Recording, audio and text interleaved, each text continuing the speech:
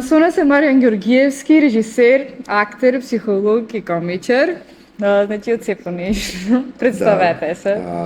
Здраво, ви благодарам за целата иницијатива да направиме нешто кое ќе даде некоја поинаква слика од нас, од нашата приказна и ви благодарам што сте дел од оваа приказна која што ја поддржувате како млади лица во градот. Јас сум Маријан Ѓоргиевски, ти благодарам за најавата. Некако целата работа јас ја гледам од еден аспект, а тоа е така се доживувам себе си како некаков креатор на одредени содржини. Па да, дали тоа театарска форма, дали е во пишување, излезе книга исто Железно небо која што беше дел од од тоа патување на тема Железно небо и приказните на под ова поднебје на балканските луѓе и така натаму. Повеќе аспекти, но на крајот на денот се доживувам како творец за луѓето да ги читаат, да ги слушаат, содржините да ги гледаат и така натаму. Како човек што ве следи од долго, да ме интересира од каде ви е инспирацијата, значи за сето ова што го правите, значи вашите почетоци баш. Почетоците, баш пред некој период имав некој интервју и точно не знаев како да го опишам почетокот и реков ај ќе бидам најискрен, ќе кажам точно како почнуваше се.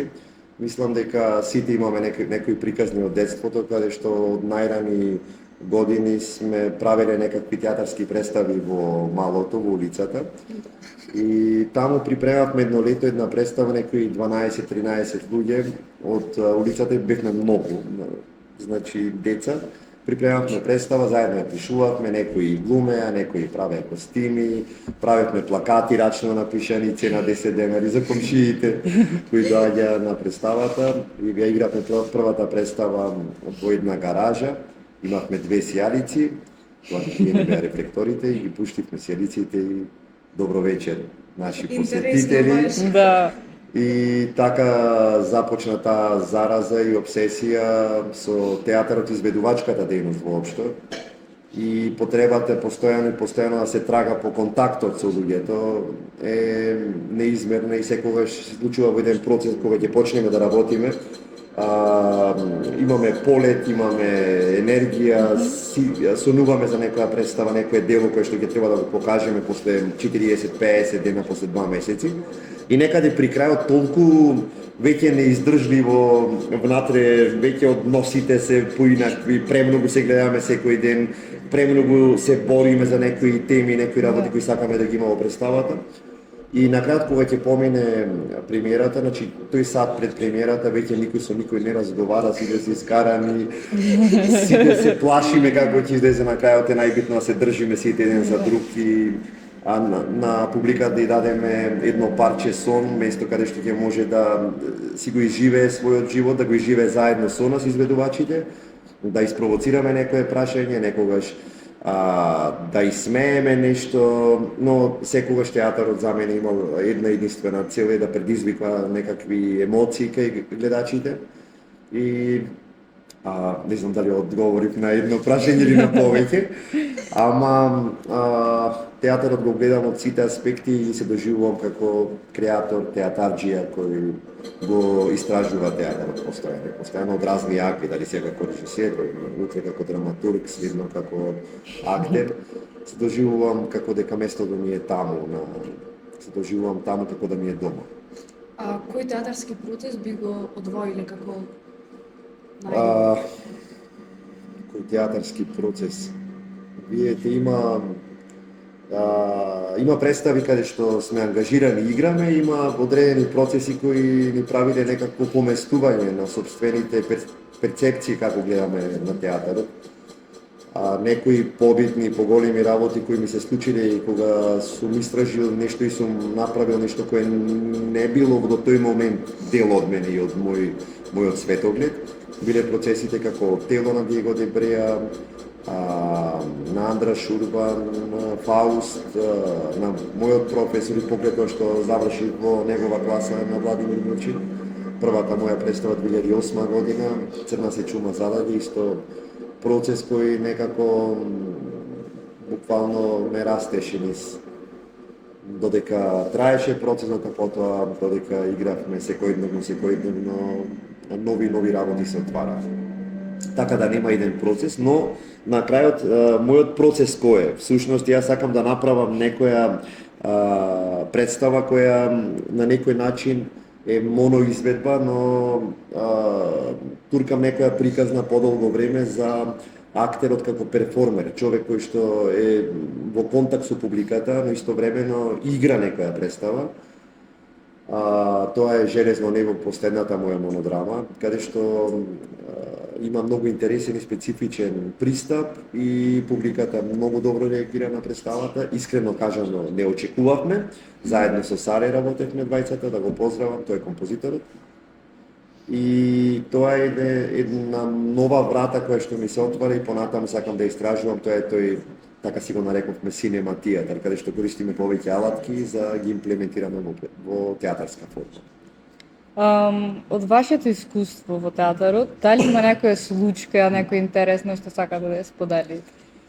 За јавност не знам колку е за споделување, ама имало многу случаи.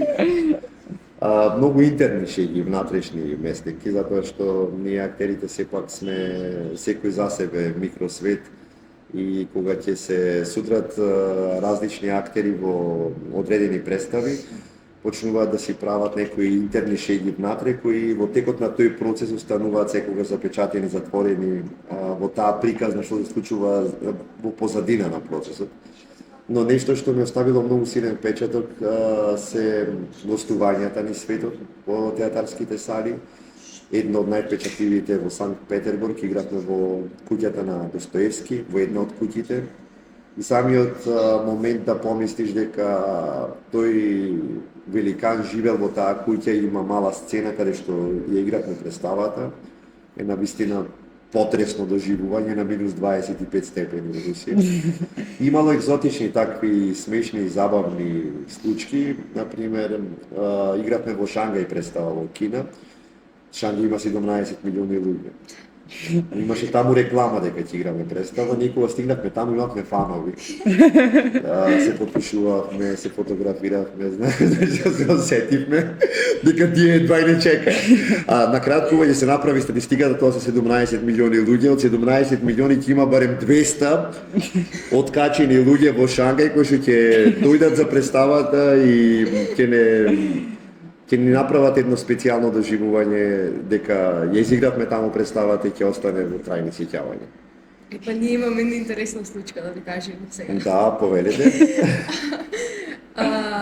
Кога беше празникот Василица, еден наш другар вртевме мазник. Да. И Тргна настрана парче за вас. И погодете шо. Кога се падна парето. И толку среќа се имат, па сега наредно треба јас да го донесам мазникот. Сега треба да честите, така Да, готово за Василица договорено. Значи, еве, и самото вртење на мазникот е одреден ритуал и е одреден театар. Значи, театарот потекнува од некакви такви ритуални форми. Сега во стацијата е мазникот, но во сите тие религиски аспекти, митолошки аспекти и така натаму.